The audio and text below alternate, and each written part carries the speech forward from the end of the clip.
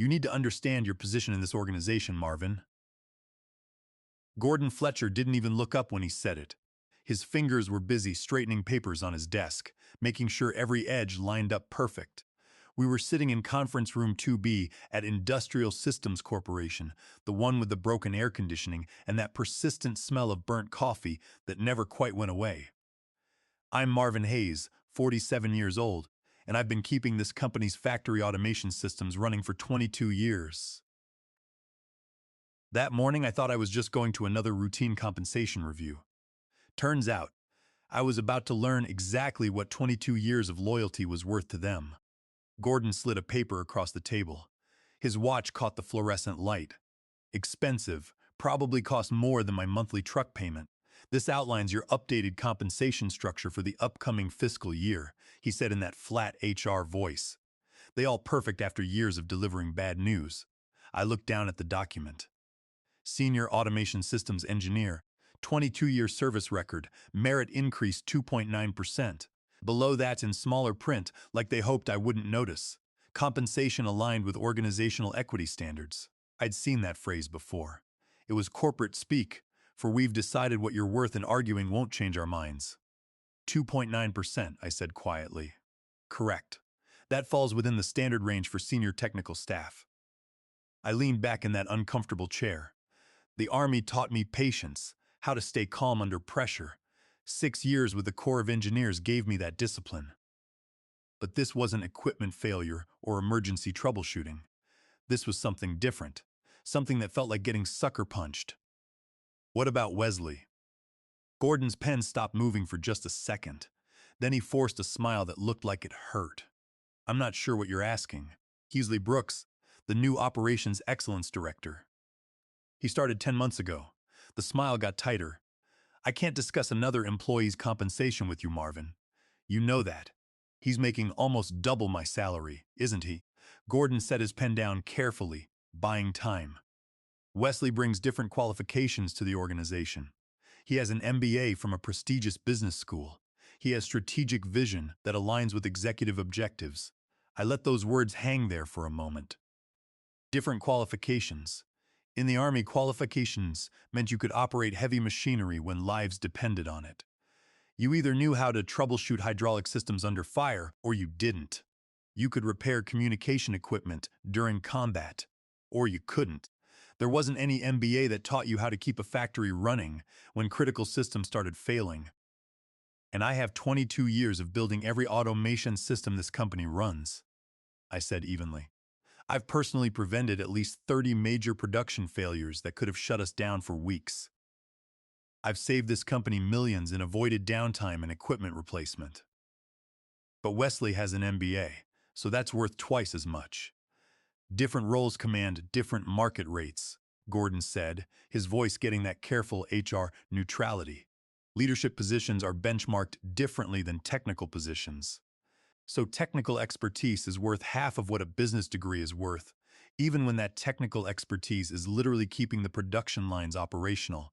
Marvin, I understand you're frustrated. I'm not frustrated, I interrupted. I'm clarifying. Because it sounds like you're telling me that someone with zero understanding of our manufacturing systems, zero experience with our legacy equipment, and zero contribution to actually making anything is worth twice what I am.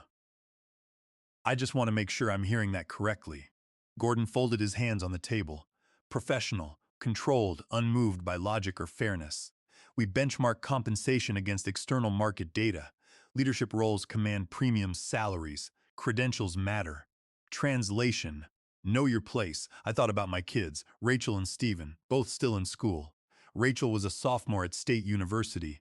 Tuition $31,000 this year. Steven was a high school senior, planning for college applications. I thought about the child support payments to my ex-wife Carol Miller, $1, $800 every month, like clockwork. I thought about the health insurance premiums that kept going up, the 401k that had taken a beating in the last market downturn. The fact that I was 47 years old and supposedly in my peak earning years. Then I reached into my bag. Gordon tensed slightly, probably thinking I was pulling out a legal document or a list of grievances. Instead, I took out a single piece of paper, folded once, and placed it on top of his compensation document. My resignation letter. His eyes dropped to it. I watched the blood drain from his face as he read the first line.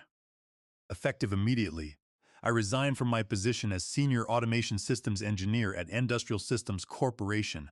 Marvin, he started, voice cracking. I sent a copy to your inbox at 9:04 a.m., I said calmly. You'll see it when you check your email, along with copies to my direct manager, the plant manager, and the VP of operations. He blinked. At the signature, at the date, at words that couldn't be taken back or negotiated away. You don't need to make this decision right now. This is a significant step. Talk to your manager. Sleep on it. We can revisit the numbers. I've been sleeping on it for 22 years, I said, standing up. This is me waking up. Gordon opened his mouth, closed it, opened it again. But you told me to understand my position in this organization, I said, picking up my bag. So I do. And my position is somewhere else. I left the resignation letter on the table and walked out. The click of the conference room door closing behind me was the most satisfying sound I'd heard in years. Let me back up and tell you how a quiet, underpaid automation engineer and one dismissive sentence in an HR meeting turned into the most expensive 36 minutes in Industrial Systems Corporation history. My name is Marvin Hayes. I'm 47 years old, divorced, father of 2 kids who are counting on me for their future. I don't have an MBA. I don't have an Ivy League degree. What I have is an engineering degree from a state university, 6 years in the Army Corps of Engineers working on construction equipment and power systems, and 22 years of institutional knowledge about manufacturing automation so complex that it required constant attention just to keep it running. The Army shaped how I approach everything. When you're responsible for keeping generators operational and forward operating bases, you learn that people's safety depends on systems working exactly as designed. You don't get to blame someone else when power fails during operations. You don't get to make excuses when hydraulic systems break down in the middle of a mission. You fix it, document what went wrong, and make sure it doesn't happen again. That discipline served me well when I started at Industrial Systems Corporation in 2002, right after I finished my degree on the GI Bill. Back then, they were a mid-size manufacturing company trying to compete with automated facilities 10 times their size. On paper, they provided precision manufacturing for aerospace and defense contractors. In reality, they ran a collection of production systems held together with outdated programming, manual workarounds, and the desperate prayers of 2 exhausted technicians. The company had contracts with major aerospace firms, defense contractors, and automotive manufacturers. Their production lines made critical components for aircraft engines, missile guidance systems, and precision automotive parts. When those systems went down, real people lost their jobs. Contracts got canceled. Delivery schedules collapsed. My interview was with Harold Gibson, the plant manager at the time, who'd built his career on actual manufacturing work before getting promoted into management. He understood that automation wasn't just about installing software and hoping for the best. "Can you keep this equipment from falling apart?" he asked, gesturing at a printout of our production schedules that looked more like a disaster timeline than a manufacturing plan. "Depends," I said. "Can I actually fix things, or will I just be putting out fires?" "If you can justify the changes," he said, "you can make them." He hired me that afternoon. For the first month, I just observed. I sat in on equipment failure calls, read maintenance reports, traced control system logic, talked to the operators who'd been there long enough to know where all the problems were buried. The pattern was clear. Reactive maintenance, no predictive monitoring, and documentation that was either missing or dangerously outdated. The second month, I started documenting failure patterns, not theoretical problems, but real failures that had actually happened. Every time something broke, I wrote it down. What failed, why it failed, what the warning signs were, whether the repair actually fixed the root cause or just delayed the next breakdown. By the third month, I'd identified 18 critical vulnerabilities in our automation systems. I documented them, quantified the risk, estimated the cost to fix versus the cost of catastrophic failure. When I presented it to Harold, he asked the only question that mattered: how much to fix all of this? 14 months of dedicated work, I said, and the authority to shut down production when safety requires it. You have both, he said. I rebuilt the monitoring systems first because you can't prevent failures you can't see coming. Created dashboards that showed not just whether equipment was running, but how close it was to breakdown. Vibration patterns, temperature trends, pressure variations, all the early warning signs that let you schedule maintenance instead of just responding to disasters. Then I rebuilt the control logic properly. Real redundancy, automated safeguards, comprehensive error logging. By the end of year 1, we had actual visibility into our production systems. By year 2, I'd trained 3 junior technicians on proper troubleshooting procedures. By year 3, I was the person everyone called when things went sideways. Not because I was officially on call, but because I was the only one who'd seen these specific failure modes before. I became the institutional memory nobody wanted to admit they depended on. And for a while, that was fine. The company grew. We added more contracts, more complexity. Revenue increased from $67 million to $185 million over my tenure. The board was happy. Executives got their bonuses. I got a 2% raise and a coffee mug that said essential employee. I didn't complain, not because I didn't care, but because I believed that eventually competence would be recognized, that good work would be rewarded, that loyalty would be returned. That was my first mistake. The shift started 3 years ago when Industrial Systems decided it needed to modernize its operational excellence framework. That was the phrase used by the new CEO, Philip Romano, former consulting executive, brought in by the board to scale operational efficiency. Philip loved words like optimize and streamline and leverage synergies. He did not love words like equipment lifecycle or preventive maintenance, or that's going to break if we don't address it properly. Within 6 months of Philip taking over, the company started hiring differently. Less emphasis on people who understood how things worked. More emphasis on people who could make things sound impressive in board meetings. We got managers with MBAs who'd never operated a CNC machine. We got directors who could talk about driving operational excellence, but couldn't explain what a PLC actually controlled. We got consultants billing $650 an hour to tell us we should implement lean manufacturing principles. And we got Wesley Brooks, MBA from a top-tier business school, 8 years at a strategy consulting firm, 0 manufacturing background. His title, Operations Excellence Director. His job, align production initiatives with business objectives and drive strategic optimization of legacy processes. Translation. Make everything sound good in PowerPoint presentations while people like me did the actual work. I discovered the pay disparity by accident, and it hit me like a physical blow. I was looking for a technical manual Laura Peterson had promised to upload when I clicked the wrong file. Wesley Brooks's offer letter, base salary $158,000, signing bonus $30,000, annual bonus target 25%. Stock options 18,000 shares. I stared at those numbers for a long time. Then I opened my most recent pay stub, base salary $81,200, no signing bonus. Annual bonus target 4%, which I'd received exactly twice in 22 years. Stock options 2,000 shares from my original offer. Nothing since 10 months at the company.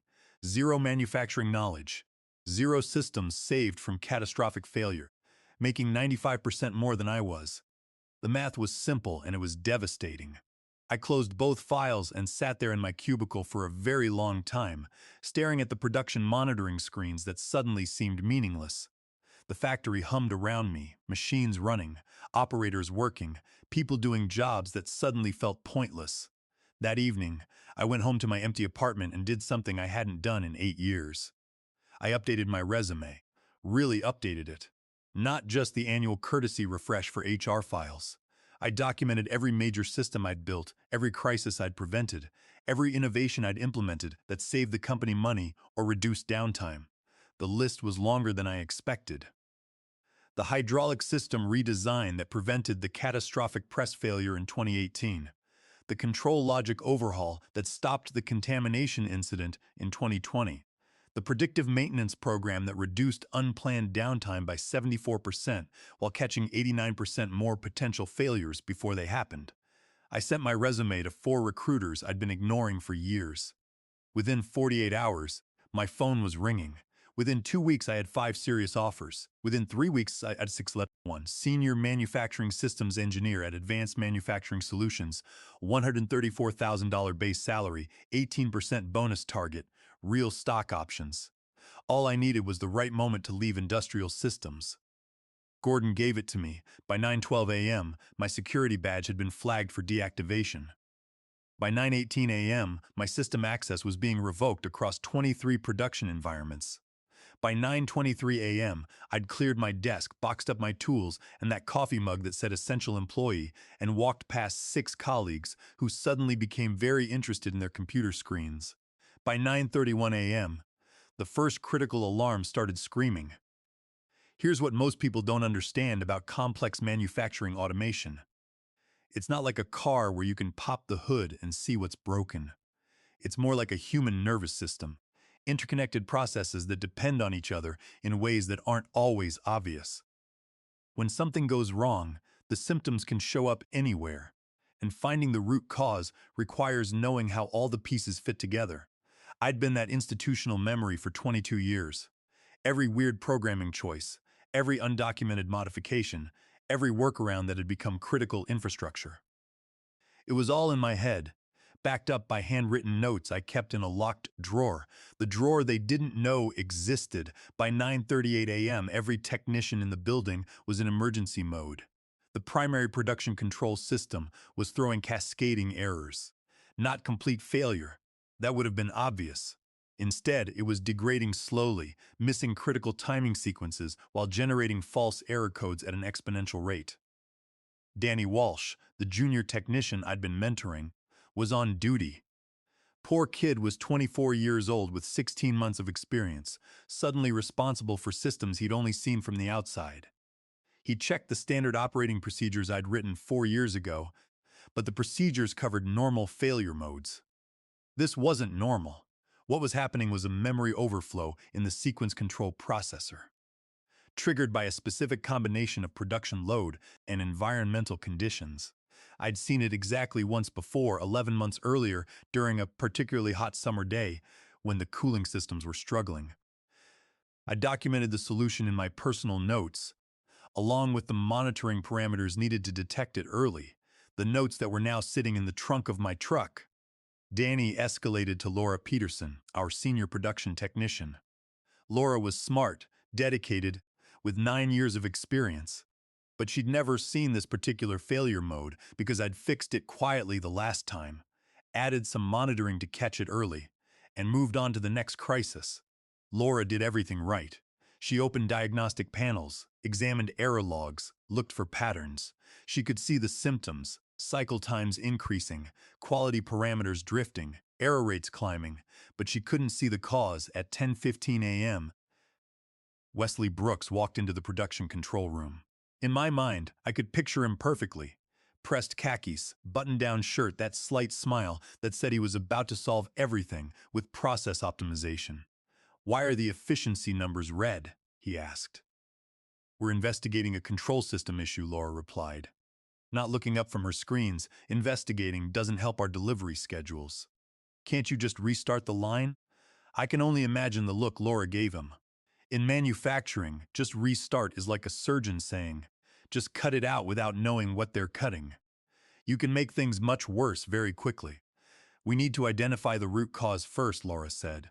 "If we restart without understanding the problem, we could damage equipment or lose critical production data. How long will that take? I don't know.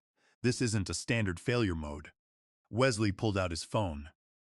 "I'm calling Philip." Philip Romano arrived 12 minutes later. I knew him well enough to picture his reaction. The carefully controlled expression that meant he was calculating financial damage, the way he'd scan the room to identify who he could blame if this became a board-level problem. "Where's Marvin?" he asked, the question I'd been waiting for. "He resigned this morning," Wesley said, "over a compensation dispute." I would have paid money to see Philip's face in that moment. "You let him walk today?" "I didn't let him do anything," Wesley said defensively. "He made an emotional decision." Philip left immediately. I know because at exactly 9:47 a.m., 36 minutes after I'd placed that resignation letter on Gordon's desk, Philip Romano was standing outside my apartment building, knocking on my door like someone whose entire world was falling apart. Which, technically, it was. "Marvin," he said, not bothering with pleasantries when I opened the door. "We need you back immediately." I looked at him through the gap in my doorway. His normally perfect suit was wrinkled, tie loosened, hair disheveled. This was a man who prided himself on control, on having backup plans for backup plans. Seeing him rattled was almost worth 22 years of being undervalued. "Almost I don't work there anymore," I said. "I know, but our primary production lines are completely down. We have $400,000 worth of aerospace components that need to ship by Friday. Nobody can figure out why the system is failing." "That sounds like your problem, not mine." His jaw clenched. "Marvin, please, just for today, we'll pay you. Consulting rate, whatever you want." I shook my head slowly. "No, why not? Because 36 minutes ago, your company made it very clear what I'm worth to them. So now you get to learn what your production systems are worth without me." I closed the door and turned the deadbolt. Philip knocked 4 more times, each series more desperate than the last.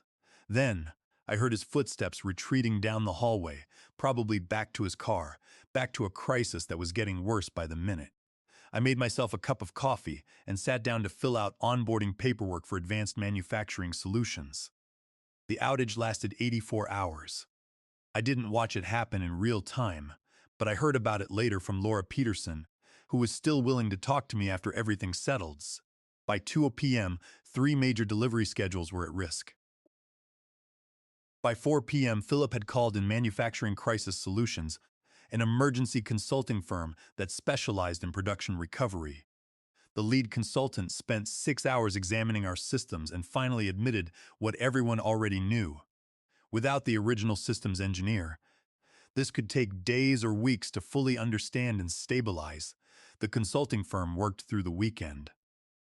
They brought in 8 specialists, set up a command center, and started systematically going through every piece of our automation infrastructure. At $550 per hour per consultant, the bill was climbing toward $185,000 before they'd even identified the problem. The breakthrough came at 2:30 a.m. Sunday, when Danny Walsh finally remembered something I'd mentioned casually 8 months earlier. There was an old technical document buried in our internal knowledge base, something I'd written after a similar incident years ago. Critical system dependencies and recovery procedures. It had everything. The memory overflow issue, the specific diagnostic queries, the exact sequence of steps needed to recover without triggering secondary failures. Danny followed my documentation step by step. It worked. Systems stabilized. Production resumed. The consultants packed up and sent a bill for $185,000. The crisis was over, but the damage was done. The aftermath unfolded over the next 6 months, and I watched it from the comfortable distance of my new job at Advanced Manufacturing Solutions. Within the first week, 2 major aerospace contracts worth a combined $3.8 million were terminated. The delivery failures had triggered penalty clauses that cost Industrial Systems another $1.2 million. Philip called an emergency board meeting. 3 executives were asked to pursue other opportunities. Wesley Brooks was quietly reassigned to a strategic planning role with no operational authority. Gordon Fletcher was terminated for what they called organizational restructuring, though everyone knew it was, because he'd managed to lose the most valuable employee in the company over a $25,000 salary difference. David Mitchell reached out to me 3 weeks after the incident. Professional email, carefully worded. He offered a $128,000 base salary, 15% annual bonus, title bump to principal manufacturing engineer, direct reporting to him instead of through middle management. "I know we failed you," the email said. "I'm asking for a chance to make it right." I read it 3 times, then I responded. "I appreciate the offer, but I've already started at my new company. I'm happy here. I hope you can rebuild your engineering program successfully." Because I was happy. Advanced Manufacturing Solutions was everything Industrial Systems wasn't. The CTO, Dr. Rebecca Davis, had spent 12 years doing actual engineering work before moving into leadership. She understood that manufacturing automation wasn't a business problem you could solve with strategy meetings and PowerPoint presentations. What's the worst crisis you ever responded to? She asked during my final interview. I told her about the hydraulic system failure we'd prevented in 2018, how I'd tracked a pressure anomaly through 4 different production lines and identified the root cause before it could trigger a catastrophic equipment failure. She nodded slowly. If you join us, that kind of knowledge won't sit in someone's head or personal notes. It'll be documented, shared, and built into our processes. We've learned that talented people leave. When they do, we need to make sure the organization retains what they knew. Starting salary $134,000. Bonus target 18%. Stock options 12,000 shares. But more than the money, it was respect. On my first day, Rebecca introduced me to the engineering team. This is Marvin Hayes. He's joining us as Senior Manufacturing Systems Engineer. He has more real-world automation experience than most of us combined. When he tells you something about production systems, listen, because he's earned that authority through 22 years of keeping critical manufacturing running. No qualifiers. No, he's just a technical person. Just respect. Within 6 months, I'd rebuilt their monitoring infrastructure using everything I'd learned at Industrial Systems, but properly documented this time. Within a year, I'd trained 4 other engineers to the point where they could handle major incidents independently. Not because I was trying to make myself replaceable, but because I was building something sustainable. Today, I'm Principal Manufacturing Engineer at Advanced Manufacturing Solutions. I make $147,000 base salary. My bonus last year was $26,000.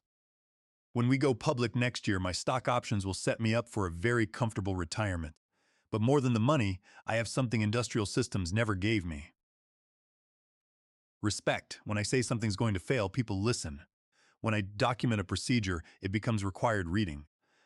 When I suggest we need to slow down and do something right, nobody tells me to understand my position, because my position is exactly where expertise should be. At the table, with a voice being heard, 2 years later, I got an email from David Mitchell. Subject line, consulting opportunity. They wanted to bring me in as an external consultant for quarterly system reviews and knowledge transfer sessions. The proposed rate, $245 per hour. I thought about it for exactly 36 minutes. Then I said yes. Not because I needed the money, but because I wanted to see if they'd actually learned anything. They had. The executive team that had dismissed me was gone. The new leadership understood that technical expertise wasn't just another line item in the budget. It was the foundation everything else was built on. Sometimes it's not about revenge. Sometimes it's just about respect. And when your kids call to say they're proud of how you handled everything, when you can sleep at night, knowing you stood up for yourself, that's worth more than any consulting fee. The CEO knocking on your door 36 minutes later wasn't victory. It was just confirmation that you were right all along. Your expertise doesn't become more valuable the moment you walk away. It was always that valuable. And the right people knew it. The difference is that some organizations need to lose what they can't afford to lose before they learn to value what they should have treasured.